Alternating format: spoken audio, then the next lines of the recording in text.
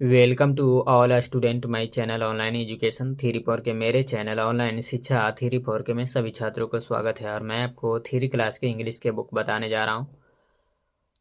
NCERT के यानी सरकारी बुक है और ये चैप्टर नंबर 11 है। यूनिटी इज अ स्ट्रेंथ, एकता ही शक्ति है, ताकत है।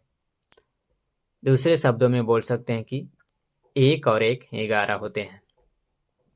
साधारण सी भाषा में समझिए, यूनिटी इज अ स्ट्रेंथ यानी एकता से ही सब कुछ किया जा सकता है, एकता के बिना कुछ भी नहीं किया जा सकता है।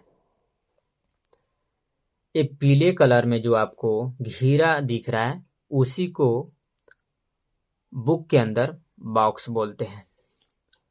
और बॉक्स में लेफ्ट साइड कॉर्नर में ए दिख रहा होगा और ए के ठीक राइट साइड कॉर्नर में वार्मर दिख रहा होगा। वार्मर का मतलब होता है गर्म, फ्रेश यानी ताज़ा। रिसेंटली नाउ यानी अभी अभी जो आपको पढ़ाने जा रहा हूँ उसी को यहाँ पर गर्म बोला गया है, वार्मर बोला गया है, फ्रेश बोला गया है, ताज़ा बोला गया है। Can you list the advantage of working in a group? Question mark है। क्या आप एक समूह में काम करने के लाभों को सूची बना सकते हैं? देयर वाज अ फार्मर, एक किसान था। ही वाज वेरी ओल्ड, वह बहुत बुढ़ा था। ही हैड 4 सन्स, उसके 4 पुत्र थे। They always quarrelled with one another, वे हमेशा एक दूसरे से झगड़ते रहते थे। The farmer was very unhappy, किसान बहुत दुखी था। He wanted them to live peacefully, वे चाहते थे कि वे शांतिपूर्वक रहें। He tried much but without any result, उसने काफी प्रयास किया, कोशिश किया, लेकिन इसका कोई भी परिणाम नहीं निकला। Finally he made a plan, अंततः या आखिरकार उसने एक योजना बनाई। He called all his sons, उसने अपने सभी पुत्रों को बुलाया। He said to them my dear sons, उसने उनसे कहा, मेरे प्रिय पुत्रों। देखिए यहाँ पर चित्र में आपको समझा रहे हैं। यहाँ पर ये देखिए बुढ़ा किसान बैठे हुए हैं चेयर पर और यहाँ पर बुढ़े किसान के चारों पुत्र खड़े हैं। चित्र में आपको दिखाया गया है। और इसको लाठी बोल सकते हैं या छड़ी बोल सकते हैं।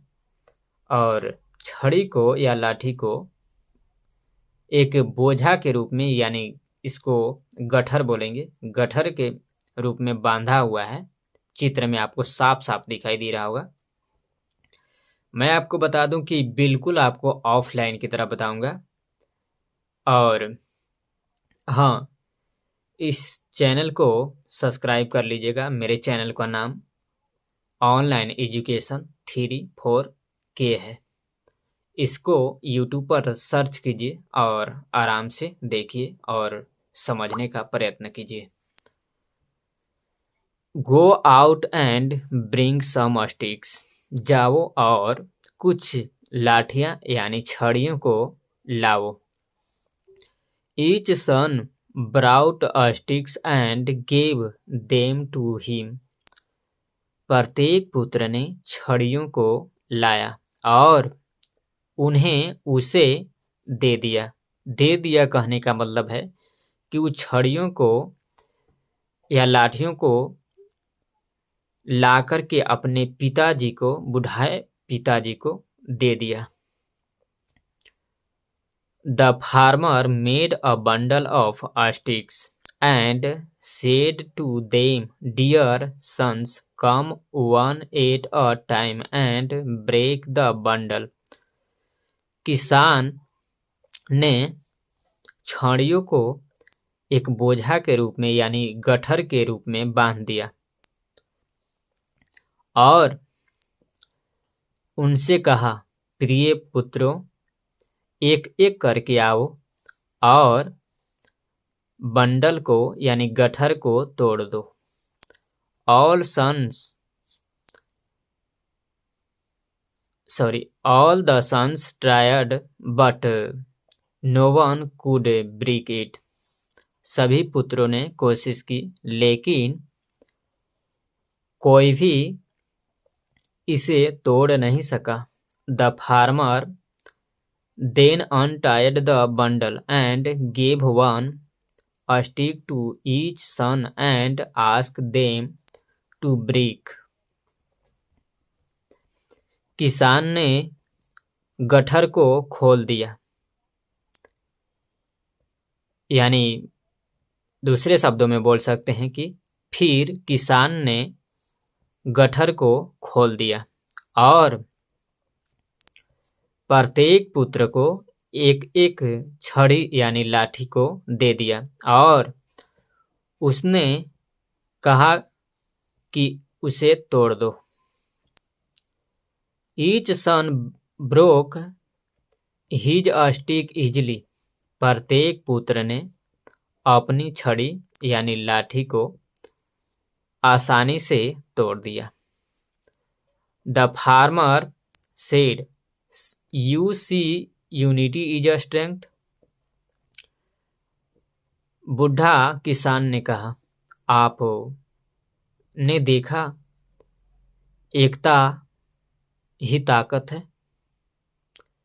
प्लीज़ यह वीडियो अगर आपको अच्छा लगे तो लाइक कीजिएगा, कमेंट कीजिएगा और अपने ग्रुप में शेयर कीजिएगा। और हाँ, इस चैनल पर पहली बार विजिट कर रहे हैं तो सब्सक्राइब कर लीजिएगा ताकि मुझे भी प्रेरणा मिल सके वीडियो शूट करने की। और मैं आपको बता दूं कि आपको 11-12 तक जो भी सरकारी के इंग्लिश के बुक है वो मैंने आपको बताने का प्रयत्न करूंगा, बिल्कुल ऑफलाइन की तरह। परंतु हाँ, आप लोग की सपोर्ट रहेगा तो ही मुझे प्रेरणा मिलेगा। Thanks for watching. देखने के लिए धन्यवाद।